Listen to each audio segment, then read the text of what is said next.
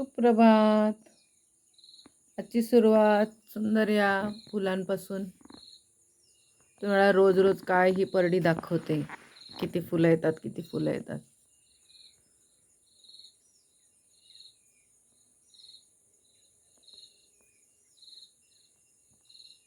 कान लावून ऐका निसर्गाचा आवाज.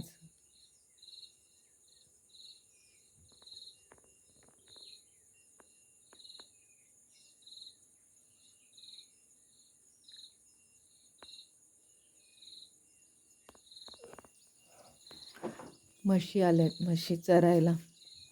समोरच्या रानात आहेत ना, म्हशी आल्यात चरायला. काय सकाळी सकाळी चंपी आली भेटायला. आज पडवीपासूनच सुरुवात करते. सकाळी निवांत बसता येतं मस्त पडवीमध्ये. पक्ष्यांचे आवाज, माकडांचे आवाज, हे सगळं इकडे अनुभवत बसते मी. ते बघा घंट्या लावलेल्या आहेत ना, समोरच्या रानात आहे ना, म्हशी आलेत चरायला.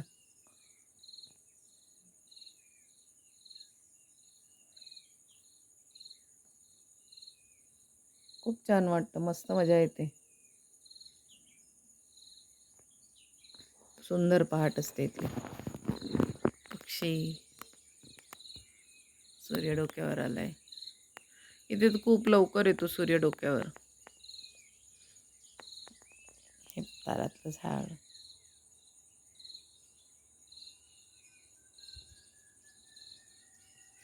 सकाळी येणारी एसटी बघायची आणि चहा प्यायची.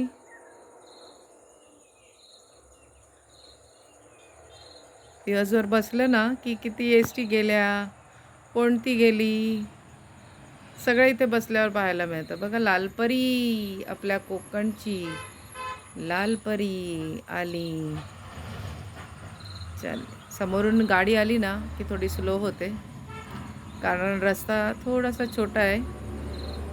थोडं थांबलं की होते वाट, पण सुंदर असतं. हे असे दृश्य आम्ही दिवसभर बघत असते. लोक सकाळी कामाला निघाले पहाटे. आज तुम्हाला डाळिंबाची पण फुलं आहे बघा. हे ना काय माहिती का, सूर्यफूल. सूर्यफूल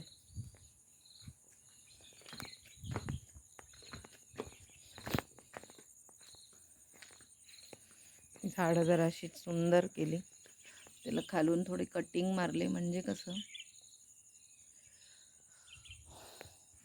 छान दिसतं, क्लीन करता येतं.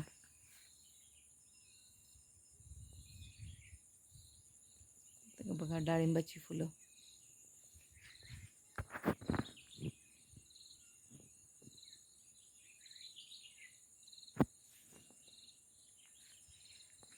मधुमालती पण छान फुलली आहे.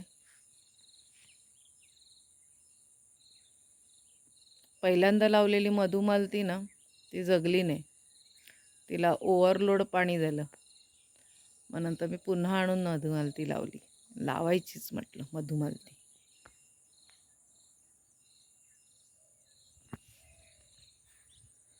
पक्ष्यांचा आवाज आहे का. ही थोडीशी वांगी, काटेरी वांगी आणि टोमॅटोची रोपं आणली आहे मागच्या शेतामध्ये लावायला. ही मागची बाजू. हे बघ कसं फुलपाखरू आलं. ही फुलपाखरू आपल्याला मुंबईत तर बघायलाच मिळत नाही. आम्ही पूर्वी घाटकोपरला राहत होतो ना, तर आमच्या समोर थोडंसं जागा होती. आता ते सध्या जॉगर्स गार्डन झालेले.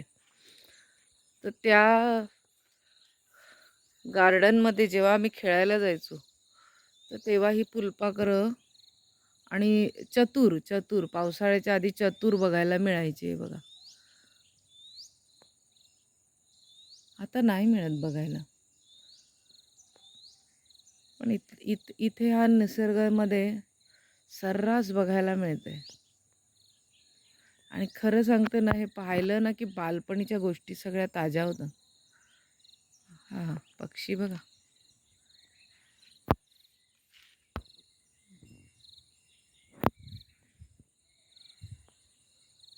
हे आमच्या तारेवरचे पक्षी, चिटुकले चिटुकले. सकाळी उठतात आणि निघतात. तुम्हाला ना आज इथलं अजून एक फूल दाखवते. इथले लोक ऑफिस टाईम म्हणतात. सकाळी इतकं छान बहरलेलं असतं ना.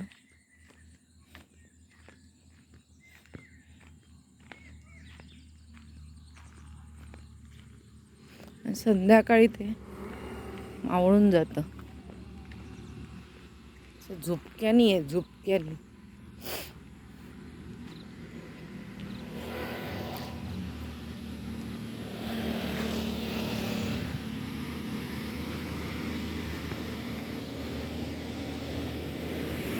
हे बघा,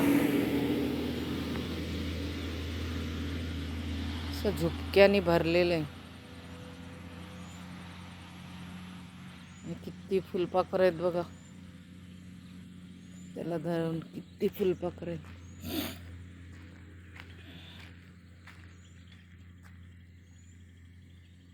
किती छान वाटतं आणि मस्त. इथे घराचं बांधकाम चालू आहे, दाखवते.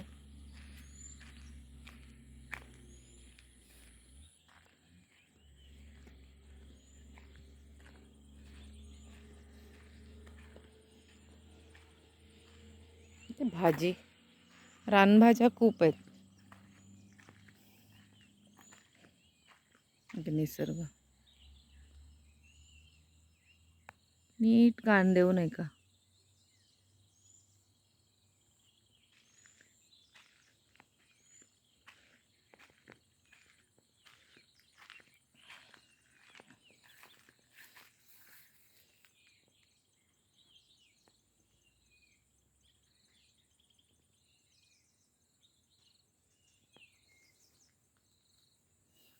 त्याच्या ना मध्ये छोटंसं पिवळं फूल आहे.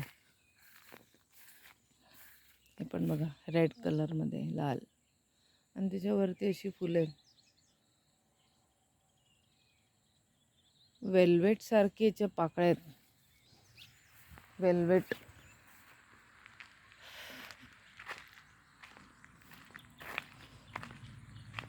सॉफ्ट सॉफ्ट पानं म्हणतात ना, तशी आहेत. हे ना कदंबाचं झाड आहे.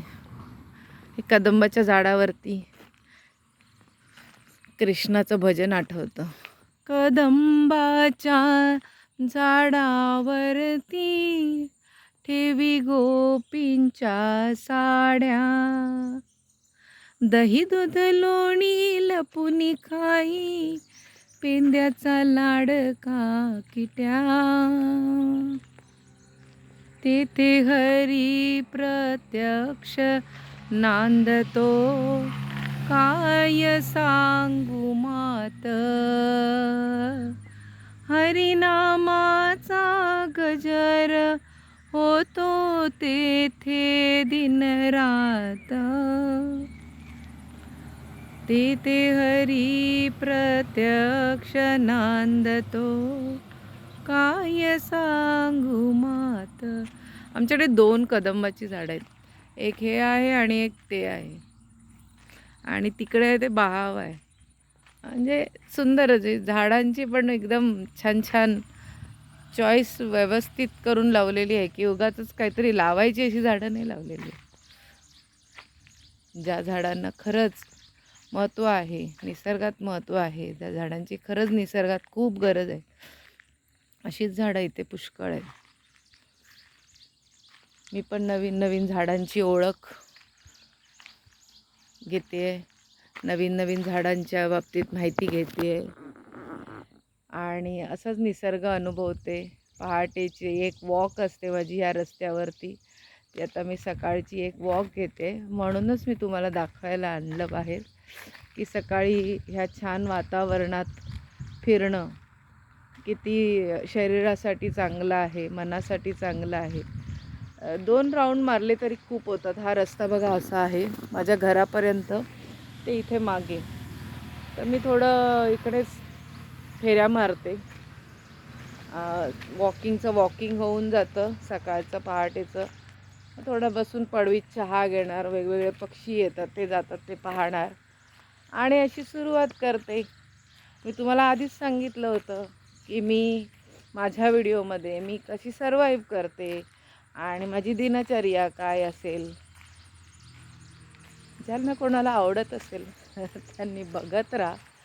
पण मला खूप समाधान वाटतं मला स्वतःला असं प्रेझेंट करून. किती सुंदर पक्षी आहेत, एक एक बघण्यासारखे पक्षी आहेत खरंच.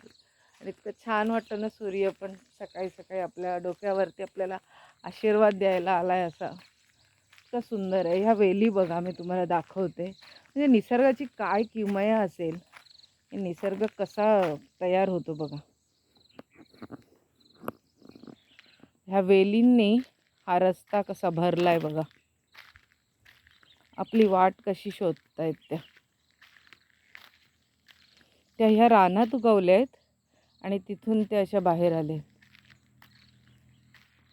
बघा. इकडची वेल इकडच्या वेलीला भेटायला चालली आहे बघा. ह्याच्यावरती एक एक छोट्या छोट्या गोष्टी करू शकतो. तेरड्याची पण फुलं आली. गणपती जवळ आले. गणपतीला तेरड्याची फुलं, सोनवली. तिकडे केवढा अंधार झालाय, आता पाऊस पडेल बहुतेक. मी इथेच राऊंड मारते कारण काय आहे ना, इकडे ना सतत थोड्या वेळाने पाऊस येतो जातो. आता तुम्हाला इकडे ढग दिसत आहेत, इथे मोकळे आहेत. पण ह्या बाजूला बघा किती काळोख आहे.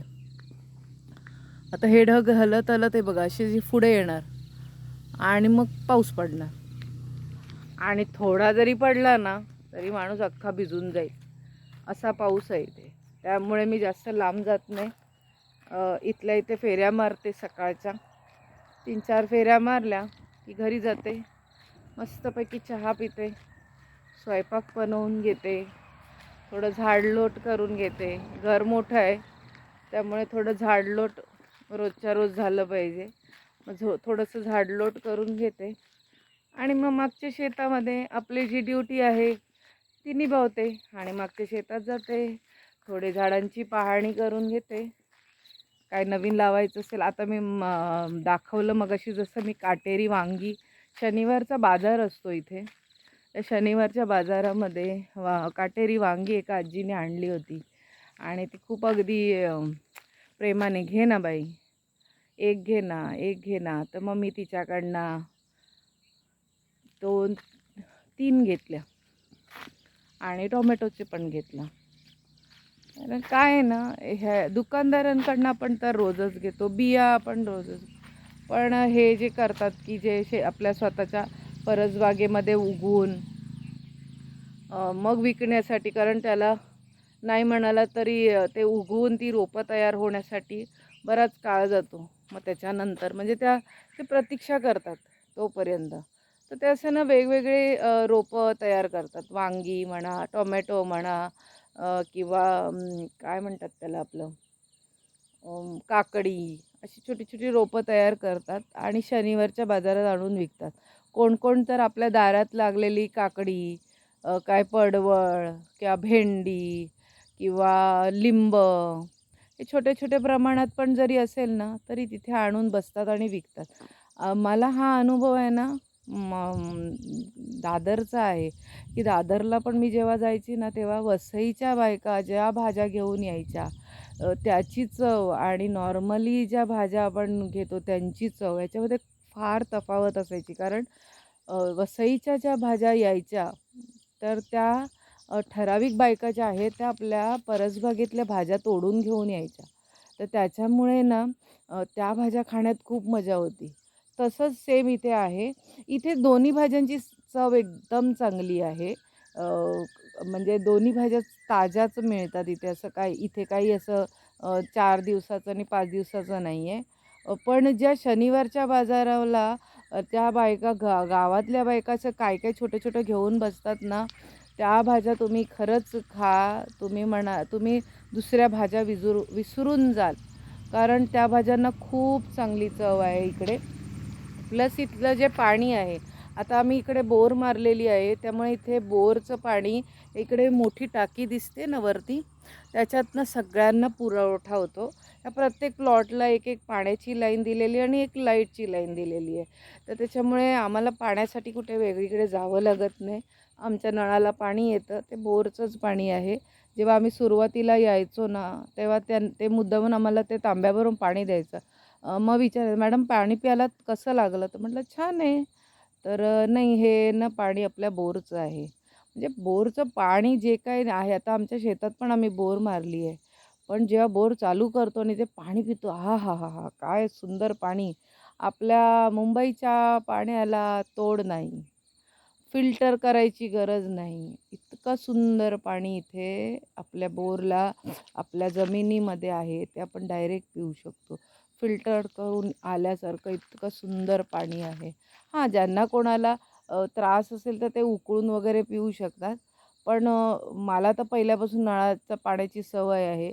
त्यामुळे मी काही फिल्टर वगैरे लावला नाही. फिल्टरसाठी मी नेलंही होतं, की बाबा बाहेरचं कोणी आलं तर त्यांना फिल्टर वॉटर मिळालं पाहिजे.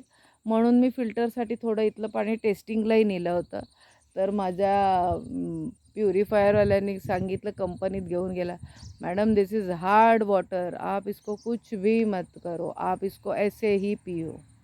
कारण हे तुम्ही परत प्युरिफाय करणार आणि पिणार, तुमचे वॉटर प्युरिफायर खराब होतील. कारण हे पाणी आपलं जे आहे ते एकदम नॅचरल आहे. जसं आपण डोंगरात गेलो कुठे, हिमाचलला वगैरे, आणि ते पाणी आपल्याला असं पांढरं शुभ्र दिसतं, बर्फाचं वितळून आलेलं, आणि ते जसं आपण घेऊन घेऊन पितो, तेच आहे आपल्याकडे. तेच आहे, दुसरं काही नाही आहे. आपण जी कास पठारावरती फुलं बघायला जातो ना, आता ऑगस्ट चालू झाला, आता ह्या एंडिंगला मी तुम्हाला दाखवते, जी फुलं कास पठारावरती पाहायला मिळतात, ती सगळी फुलं आपल्या इथेही उगवतात. पण आपण काय करतो, पैसे काढून, तिकीट काढून कास पठार, अरे वा, का तर तिकडे फोटोज छान येतात. अरे आपल्या कोकणात काढा ना, कोकण किती समृद्ध आहे बघा तरी. येवा कोकण आपलाच असा. मी आहे कोकणी, मी राजापूरची आहे. तुम्ही म्हणाली ही शहा आहे, पण मी मूळची राजापूरची आहे. माझं माहेर राजापूरला आहे. मी वैश्वानी आहे, मी कोकणातलीच आहे. त्यामुळे मला कोकणाशी खूप जवळीक आहे आणि मला ते अनुभवायला खूप आवडतं, आणि तुम्हालाही मी ते त्याचा अनुभव देईन. आणि खरंच तुम्ही या, तुम्हाला वाटलं ना कधी, मला मेसेज करा. तुम्हाला जर राहायचं असेल तर माझ्याकडे तुम्ही गुहागरलाही येऊ शकता. फक्त तुमची आता ओळख कशी निघेल ते आपल्यावरती आहे. बघू, देवाच्या कृपेने जर अजून म्हणजे आपल्या बोलणं चालणं झालं तर आपण मग ते पण अरेंज करू याच्या पुढे, की आपण तुम्ही येऊन इथे राहू पण शकता. आणि तुम्हाला जेव्हा निसर्ग अनुभवायचा असेल त्या दरम्यान मी सांगेन की ते कुठल्या वेळेला आलं पाहिजे. पावसाळ्यात आलं पाहिजे, थंडीत आलं पाहिजे.